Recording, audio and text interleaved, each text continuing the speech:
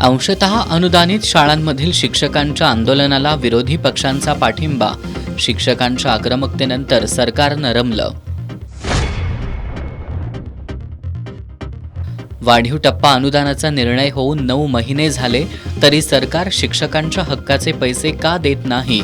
काँग्रेसचे विधान परिषदेतील गटनेते आमदार सतेज पाटील यांचा लक्षवेधीद्वारे सरकारला सवाल.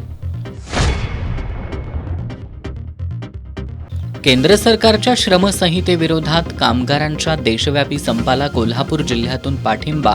सरकारी कर्मचाऱ्यांची जिल्हाधिकारी कार्यालयासमोर निदर्शनं तर इचलकरंजी प्रांत कार्यालयावर कामगार संघटनांचा मोर्चा.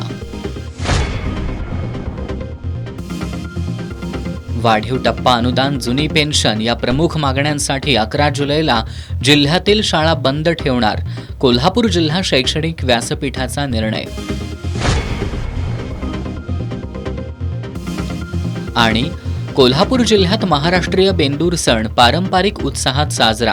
शेतकऱ्यांनी पशुधनाबद्दल व्यक्त केली कृतज्ञता.